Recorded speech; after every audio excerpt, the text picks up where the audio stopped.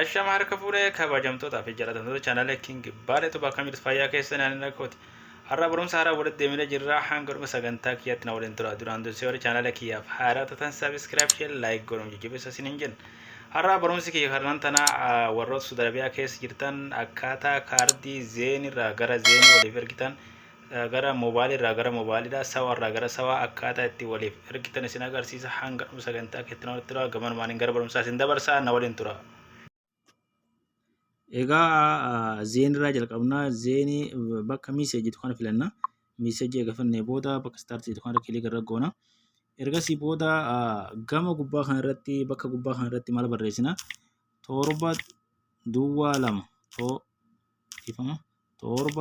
lama jennee barreessina jechuudha. Torba duwwaa lama. Ergasii booda bakka seentii kanarratti asitti ammoo maal barreessina? Qubee gurguddaadhaan baa guddaa gootaniiti. Ergasii booda taa gootan jechuudha. BT.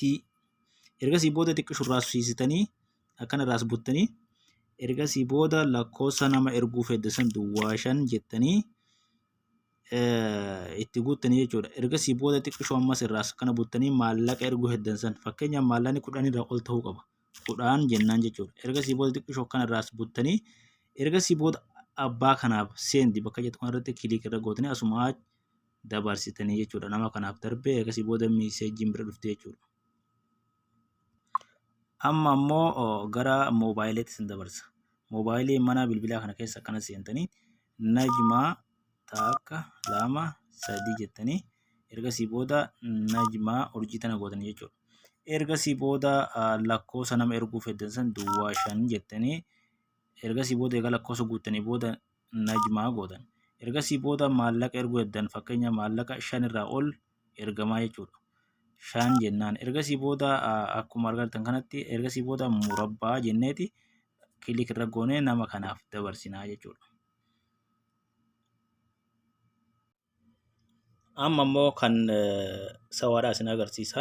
Najmaa takka 3 jennee najmaa goona jechuudha. Ergasii booda lakkoofsa abbaa erguu fedhanii duwwaa 5 jenneetti goona jechuudha. Ergasii egaa lakkoofsa geessitanii booda najmaa goona jechuudha.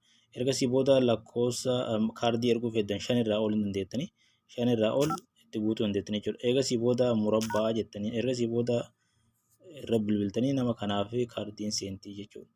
Kanaafuu gaaffii fi yaada qabdan komentii jalatti na barreessaa. Hanga barumsa biraatti walitti deebinutti nagaan naa tura.